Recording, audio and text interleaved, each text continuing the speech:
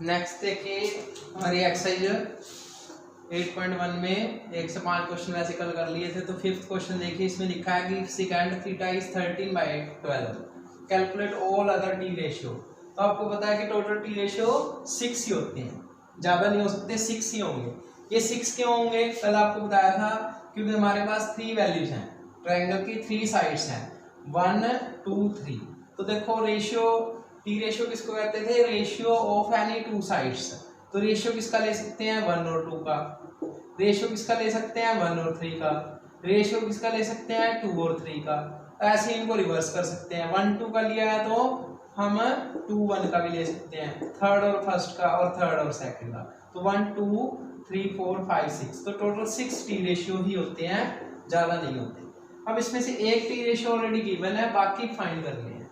और second condition देखिए, इसमें हमारे पास कोई भी ट्रायंगल गिवन नहीं है, तो इट मींस अंडरस्टूड है कि हम कोई भी ट्रायंगल ले सकते हैं। हमारे पास दो टाइप के क्वेश्चन है इसमें, या तो ट्रायंगल बनी बनाई आती है, या ट्रायंगल का नेम मेंशन होता है, या ट्रायंगल नहीं होती, बस इसमें लिखा है कि सेकंड थीटा। तो ये तो अंडरस्टूड है कि ट्रिग्नोमेट्रिक रेशियो क्या होते हैं, किसी ट्रायंगल की दो साइडों का रेशियो है। तो इसमें कोई ना कोई ट्रायंगल तो जरूर है, इसमें गिवन नहीं है। तो हमने सपोज कर ली कि ये आपकी ABC ट्रायंगल है and right angle at B. अब दो टाइप से क्वेश्चन कर रहे थे, यहाँ तो ये एंगल लिखा होता था कि साइन ए टेंजेंट सी। अब ऐसा इसमें कुछ नहीं लिखा, इसमें लिखा सेकेंड थीटा। तो मीन्स जो थीटा इसमें है वही हमने बाकियों के लिए लेना है। अब थीटा किसको यूज करें, ये तो 90 है, ये तो यूज नहीं करेंगे। थीटा क्या होता है, थीटा ही जानी है एक्यूट एंगल। तो थीटा या तो ये वाला एंगल ले लो या ये वाला ले लो, आपकी चॉइस है। तो हमने सपोज करो कि इसको थीटा ले लिया। हमारे सिलेबस में दो टाइप के क्वेश्चन है, या तो ट्रायंगल ऑलरेडी बनी होती है, फिर तो लिखा होता है sine of angle A tangent of angle C, कि ए एंगल यूज करना है या सी एंगल यूज करना है। इस क्वेश्चन में कोई भी ट्रायंगल गिवन नहीं है, तो अंडरस्टूड है कि हम कोई भी ट्रायंगल ले लेंगे, क्योंकि ट्रायंगल के बिना तो क्वेश्चन होगा नहीं है। टी रेशियो का मीनिंग यही है कि ratio of any 2 sides of triangle. तो देखिए अब हम क्या करेंगे, हमने कोई ट्रायंगल ले ली और थीटा है, थीटा का मीन्स कोई भी एंगल है, हमने ये सी वाली पोजीशन का नाम थीटा ले लिया। तो वही आज सेकेंड थीटा। सेकेंड थीटा किसकी इक्वल होता है, हाइपोटेन्यूज बाय बेस, और ये गिवन किसके इक्वल है, 13/12। तो suppose hypotenuse is 13 and base is 12। ये सपोज वर्ड क्यों लिखा है कि कंपलसरी नहीं है कि ये 13 है, हाइपोटेन्यूज हमारा 13 है और बेस 12 है, कुछ भी हो सकता है। उनको डिवाइड करके 13/12 आया है, मीन्स मे बी हाइपोटेन्यूज हमारा क्या पता 26 हो और बेस हमारा 24 हो, तब भी तो कटिंग करके क्या आएगा आपका 13/12। ऐसे भी हो सकता है कि ये 39 हो, ये 36 हो, फिर भी कटिंग करके क्या आएगा 13/9। यहाँ की मैंने कि उनका रेशियो जो है, उनको डिवाइड करके कैलकुलेशन करने के बाद जो आपकी वैल्यू आई है, ये भी हो सकता है कि ये 169 हो और ये 144 हो, मे बी सॉरी ये आपका 52 हो और ये 48 हो, तब भी कटिंग करके क्या आएगा 13/12। तो इसलिए सपोज करते हैं कि मे बी इसकी वैल्यू 13 और उसकी वैल्यू 12 हो। तो यहाँ से हम पाइथागोरस लगा के क्या निकालेंगे, सबसे पहले हमने थीटा इसको लिया तो बेस आपका क्या आ गया BC, ये तो हो गया 12, और ऐसे ही हाइपोटेन्यूज क्या आ गया हमारा 13। अब हमने क्या निकालना है, परपेंडिकुलर। तो एज बाय पाइथागोरस, पाइथागोरस सबको पता है hypotenuse square is base square plus perpendicular square. This is 13 and base is 12 T square. तो कैलकुलेशन कर लेंगे 169 144 प्लस टी स्क्वायर। तो सॉल्व करेंगे, this is equal to 25 equal to P square, therefore perpendicular is 5। अब इसका एक और alternate method है, वो देख लें ध्यान से। अल्टरनेट अभी आपको बताया कि जरूरी नहीं है कि हाइपोटेन्यूज की वैल्यू 13 ही हो, ये तो गिवन है कि उनकी जो हाइपोटेन्यूज और बेस की वैल्यू उनको डिवाइड करके ही आया है। तो इट मीन्स हम ऐसे भी कर सकते हैं कि suppose hypotenuse is 13k, k means some scalar and base is 12k, where k is any scalar, कि कोई भी कांस्टेंट हो सकता है। जैसे अभी आपको एग्जांपल दिया था कि हाइपोटेन्यूज बाय बेस क्या हो सकता है, ये 26/12 24 मीन्स ये 13 मल्टीप्लाई 2 था, ये 12 मल्टीप्लाई 2 था, 2 से 2 कैंसिल, 13/2 12 आया। तो के यानी कांस्टेंट, हमें नहीं पता कि 2 है, यहाँ 4 भी हो सकता है, 5 भी, 11 भी, तो इतना पता है कि उनकी कटिंग करके आपका 12 आया है। मीन्स जो हाइपोटेन्यूज की वैल्यू 13 के फॉर्म की है, जैसे हम छोटी क्लासेज में x ले लेते थे, तो यहाँ x ही ले लो अगर कोई कंफ्यूजन है। इसको 13x ले लिया, इसको 12x ले लिया, तो x जब भी हम रेशियो दिया होता था लोअर क्लास में किया तो मीन्स x कैंसिल, तो इसको या तो डायरेक्ट कर लो, यहाँ पे सपोज लिख देंगे, और सेकंड मेथड है कि इसको x लेके कर सकते हैं। तो पाइथागोरस लगाओ, hypotenuse square is base square plus perpendicular square, तो this is 13x square, base square sorry base is 12x whole square plus perpendicular square, तो ये आ जाएगा 169x square, 144x square plus p square, तो ये आपका solve करके आ जाएगा 25x square is perpendicular square, तो परपेंडिकुलर आपका क्या आ जाएगा 5x, तो ये भी x की फॉर्म में आ जाएगा। तो आप विदाउट x भी कर सकते हो, x से भी कर सकते हो, आंसर सेम ही आएगा। तो नेक्स्ट देखिए, अब हमने परपेंडिकुलर निकाल लिया, अब क्या निकालने हैं, ऑल अदर टी रेशियो, तो ये आपको टेबल याद ही है, पंडित बद्री प्रसाद हर बोली, यहाँ साइन होता है, ये कोस होता है, ये टेंजेंट, ये आपका cot secant and this is cosecant. तो क्या निकालनी है अदर वैल्यू, तो देयरफॉर साइन थीटा किसके इक्वल आएगा, परपेंडिकुलर बाय हाइपोटेन्यूज, तो परपेंडिकुलर आपका 5x आया है और हाइपोटेन्यूज कितना था 13x, x कैंसिल 5/13। ऐसे ही कोस थीटा आपका होता है बेस बाय हाइपोटेन्यूज, तो बेस कितना है, बेस आपका है 12x और ये आपका है 13x, तो कैंसिल करके आ गया 12/13। अब इसका भी अल्टरनेट है, अभी आपको रिलेशन बताए हैं, क्या रिलेशन बताए हैं कि जो कोस होता है वो सिकेंड का उल्टा होता है, मींस कोस जो होता है 1/सेकेंड होता है, तो सेकेंड की वैल्यू तो हमारे पास ऑलरेडी थी 13/12, तो 13/12 का उल्टा करेंगे क्या हो जाएगा 12/13, तो डायरेक्ट भी कर सकते हो, ऐसे भी कर सकते हो।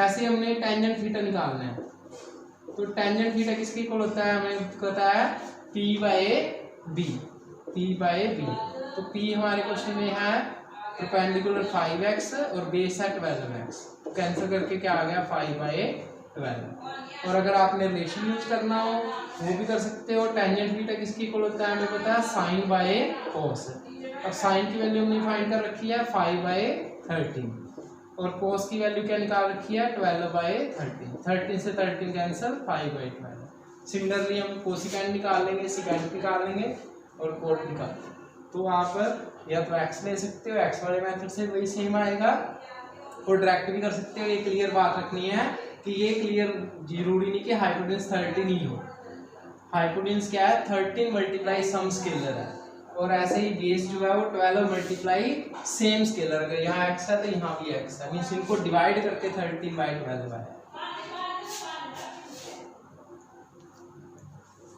नेक्स्ट 6th क्वेश्चन है कि angle A and B are acute angle such that cos A equal to cos B। तो सबसे पहले तो देखिए ट्रिग्नोमेट्री यूज किया है, तो इट मींस अंडरस्टूड है कि ये आपकी एक राइट एंगल ट्रायंगल ही है। अब ये राइट एंगल ट्रायंगल है, ए और बी तो एक्यूट एंगल है, तो इसको ए ले लेंगे, इसको बी ले लेंगे, तो ये अंडरस्टूड है कि जो सी है आपका वो 90 है। अब क्या कंडीशन गिवन है कि cos A और cos B अगर इक्वल हो तो प्रूव करना है कि एंगल ए और बी की वैल्यू सेम होगी, हमने ये प्रूव करना है कि ए और बी एंगल की वैल्यू सेम है। तो कैसे प्रूव करेंगे, देखिए सोल्यूशन में सबसे पहले cos A का फॉर्मूला लगा दो, cos A, तो cos किसके इक्वल होता है बेस बाय हाइपोटेन्यूज। अब ये कल आपको बताया था कि जब A एंगल यूज कर रहे हैं, तो A एंगल यूज करेंगे तो आपका बेस कौन सा होगा, जब हम A एंगल यूज कर रहे हैं तो आपको पता है कि जिस साइड के ऊपर दो एंगल होते हैं उसको बेस कहते हैं, तो ये तो बन जाएगा हमारा बेस।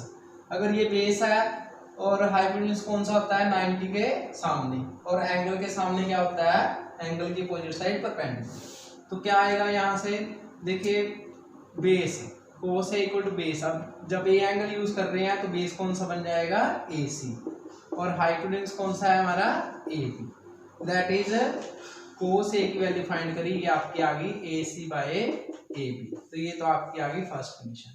अब निकाल लो cos B, तो जब B एंगल यूज करेंगे तो बेस कौन सा बनेगा, वही दोबारा ट्रायंगल ड्रॉ कर लेते हैं। अब हम बी एंगल यूज कर रहे हैं, एस बी सी। तो जब बी एंगल यूज कर रहे हैं तो दो एंगल इस साइड पे हैं, तो ये तो हो गया हमारा बेस एंगल के सामने वाली साइड परपेंडिकुलर और 90 के अपोजिट हाइपोटेन्यूज। तो कोस बी फॉर्मूला तो वही रहेगा, base by hypotenuse.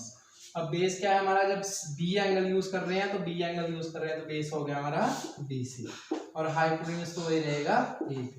That is जो cos B है वो आपका आ गया BC बाय AB। ये आपकी सेकंड कंडीशन आ गई। अब देखिए क्वेश्चन में गिवन है कि cos A और cos B तो इक्वल ही है। Given that cos A is equal to cos B। अब cos A की वैल्यू पुट कर दो AC बाय AB और cos B की वैल्यू पुट कर दो BC बाय AB। तो AB से AB तो क्या हो जाएगा आपका, कैंसिल ही हो जाएगा, दोनों साइड सेम सेम है। तो बचेगा क्या आपका AC is equal to BC। तो हमने प्रूव कर दिया कि इस ट्रायंगल में जो आपकी AC वैल्यू है मींस AC ये साइड है और जो आपकी BC साइड है ये दोनों सेम है। तो हमें पता है कि अगर किसी ट्रायंगल में दो साइडें सेम हो तो उनके अपोजिट एंगल, AC का अपोजिट एंगल B है और इसका एंगल A है। हमें पता है formula, opposite angles of equal sides, opposite angles of equal sides are equal. इस अपोजिट साइड के अपोजिट एंगल भी क्या होते हैं, इक्वल होते हैं। हैंस प्रूफ, तो यही प्रूव करना था कि अगर किसी भी ट्रायंगल में cos A equal to cos B हो तो देन A और B एंगल वैल्यू सेम होती है। ये मीनिंग है कि cos की A एंगल पे वैल्यू और B एंगल पे वैल्यू कब सेम हो सकती है, जब दोनों एंगल्स की वैल्यू सेम हो। तो ये ऑल 6 ट्रिग्नोमेट्री रेशियो के लिए सेम रहेगा। जैसे देखिए अगर आप सपोज करो कि साइन आ जाए कि if sine A equal to sine B, कब ये इक्वल होगा, देयरफॉर एंगल A और एंगल B सेम होगा। ऐसे अगर tangent A equal to tangent B आ जाए तब भी आपका A और B एंगल सेम होगा। ऐसे कोट आ जाए, कुछ भी आ जाए, सभी ट्री रेशियो का जो आपके अगर दो वैल्यू सेम है तो कब सेम होंगी, जब उनके एंगल्स की वैल्यू सेम होंगी और सभी का प्रूफ सेम है। जैसे हमने कोस का करा ऐसे साइन टेंजेंट कोट सब का ही कर सकते हैं। नेक्स्ट क्वेश्चन देखिए 7th, कोट ए गिवन है और ये वैल्यू फाइंड कर रहे हैं। तो कंफ्यूजन नहीं होनी चाहिए कि ये क्या पूछ लिया। हमें टॉपिक पता है कि कोई भी एक वैल्यू पता हो तो उस टी रेशियो का यूज करके अदर फाइंड कर सकते हैं। तो मींस हमें स्टेटमेंट में साइन चाहिए, कॉस चाहिए, साइन और कॉस निकाल लें। तो एज कोट थीटा किसके इक्वल होता है, हमें पता है कोट थीटा होता है बेस बाय परपेंडिकुलर। तो ये आपका 7/8 है, देयरफॉर बेस को हमने ले लिया 7 और परपेंडिकुलर ले लिया 8। तो hypotenuse square is equal to base square plus perpendicular square. Hypotenuse square is 7 square plus 8 square. This is 49 and this is 64। तो ऐड कर लेंगे 113। तो हाइपोटेन्यूज कितना आ गया आपका √130। अब वैल्यूज पुट कर दो, क्या चाहिए हमें, एक तो साइन थीटा चाहिए, देयरफॉर साइन थीटा होता है P/H। तो परपेंडिकुलर हमारा 8 है और ये हाइपोटेन्यूज कितना आया है √130। तो ये तो हो गया साइन थीटा। ऐसे क्या चाहिए हमें कॉस थीटा। कॉस थीटा क्या होता है बेस बाय हाइपोटेन्यूज। तो बेस हमारे क्वेश्चन में 7 है और हाइपोटेन्यूज 130 है। तो ये आपका आ गया कॉस थीटा। तो जो कोई भी कंडीशन दे सकते हैं, जो भी कंडीशन गिवन होगी उसमें वैल्यू पुट कर देंगे। तो 1 + 8/√113 और 1 माइनस साइन थीटा की वैल्यू है 8/1√30। ऐसे नीचे cos थीटा की वैल्यू पुट कर दो, 1 + 7/113 और 1 माइनस 7/130। ऊपर भी लग जाएगा formula a + b a - b, a + b a - b, a² minus b²। तो ये तो हो गया a²। जैसे हम इसको a ले लेते हैं, इसको b ले लेते हैं, इसको a और इसको b। तो क्या फॉर्मूला बन गया, ऊपर तो है a + b, नीचे है a - b, किसके इक्वल होता है ये, इनकी प्रोडक्ट a² माइनस b²। तो ये क्या हो जाएगा a² माइनस b² और डिवाइड बाय a², नीचे भी वही फॉर्मूला b²। सॉल्व कर लेंगे 1 माइनस 64/113 और 1 माइनस 49/113। एलसीएम ले लेंगे, ऊपर आपका आ जाएगा 49/113, नीचे आपका आ जाएगा 16 4/30। तो सॉल्व कर लेंगे 49/64, ये आपका आंसर। नेक्स्ट 8th क्वेश्चन में देखिए गिवन है कि 3 cot A = 4। तो आपको कंफ्यूज करने के लिए दिया हुआ है कि 3 cot = 4। हमें पता है कि जितने भी ये साइन कोस टेंजेंट है सभी की वैल्यू क्या होती है, रेशियो में होती है। तो ये गिवन है जो कि 3 cot A = 4, तो देयरफॉर cot A = 4/3। अब हर बार जरूरी नहीं कि ट्रायंगल बनानी है, ये अंडरस्टूड है कि ट्रायंगल तो है, यहाँ पे एंगल ए है तो इस क्वेश्चन में भी ये है, थीटा हो तो थीटा होगा। तो अब कोट ए गिवन है, स्टेटमेंट में क्या चाहिए हमें, टेंजेंट स्क्वायर। तो स्क्वायर से कंफ्यूज नहीं होना, स्क्वायर आ जाए तो पहले टेंजेंट ए की वैल्यू निकाल लेंगे फिर उसका स्क्वायर निकाल लेंगे। तो पहले तो हमें टेंजेंट ए चाहिए, तो देयरफॉर टेंजेंट किसके इक्वल होता है, अभी आपको बताया था कि टेंजेंट कोट का रिवर्स होता है, तो इसकी वैल्यू को उल्टा कर देंगे। 1/4/3 ये क्या आ जाएगी, 3/4। तो दैट इज टेंजेंट ए, तो आपका आ गया 3/4। अब हमें क्वेश्चन के अकॉर्डिंग क्या चाहिए, साइन और कॉट भी चाहिए। तो चाहे आप इसका यूज करो चाहे आप इसका यूज करो, बात एक ही है। तो टेंजेंट ए होता है P/B। तो परपेंडिकुलर 3 है, बेस हमारा 4 है, लगा के हाइपोटेन्यूज कितना आ जाएगा आपका 5। तो देयरफॉर साइन ए आपका आ जाएगा P/H, साइन ए = 3/5, और ऐसे कोस ए आ जाएगा हमारा B/H, तो ये आपका आ जाएगा कोस ए = 4/5। तो स्केयर कोई नई चीज नहीं है, स्केयर का क्या मीनिंग है, देखिए अगर आपका देखिए टेंजेंट स्केयर ए है तो इसका मीनिंग है टेंजेंट ए का होल स्केयर, ये अंडरस्टूड है। मींस इन्होंने ब्रैकेट नहीं लगाई क्योंकि ये तो हो नहीं सकता कि टेंजेंट 10 का स्केयर अलग हो और ए अलग हो। आपको बताया था अभी कि मल्टीप्लाई का मीनिंग नहीं है यहाँ पे। ये टेंजेंट ए आपका कंप्लीट है, इसकी स्केयर टोटल पे ब्रैकेट नहीं लगा के इन्होंने यहाँ पे लिख दी है। अगर ये आप यहाँ लिख देते, आपको कि हमने ब्रैकेट नहीं लगानी है तो स्केयर यहाँ लिखेंगे, तो इससे ये कंफ्यूजन रहेगी कि ये ए का स्केयर है। ए तो कोई एंगल है ना, तो एंगल का स्केयर तो हो ही सकता है, जैसे ये 30 डिग्री तो 30 का स्केयर। तो इसलिए आपकी ये जो स्केयर है यहाँ नहीं लिखी जाती, ये या तो इसके ऊपर ब्रैकेट लगाते हैं, अगर ब्रैकेट नहीं लगाई तो ये स्केयर यहाँ लिखी जाती है। ये अंडरस्टूड है कि इसी पे होती है, हम ए के ऊपर स्केयर नहीं लगाते। ये टेंजेंट ए या तो ब्रैकेट लगा के लगाओ या फिर यहाँ लगाओ, ऐसे साइन को सभी का सेम मीनिंग है। तो अब हमें क्या चेक करना है कि ये इसके इक्वल है या नहीं है। पहले लेफ्ट साइड ले लो, लेफ्ट हैंड साइड में क्या चाहिए हमें, 1 - टेंजेंट स्क्वायर ए 1 + टेंजेंट स्क्वायर ए। तो अभी आपको बताया क्या मीनिंग है इसका, 1 - टेंजेंट ए का होल स्क्वायर और 1 + टेंजेंट ए का होल स्क्वायर। तो सॉल्व करेंगे, टेंजेंट ए आपका कितना आया है 3/4, इसी 3/4 स्क्वायर 1 + 3/4 स्क्वायर।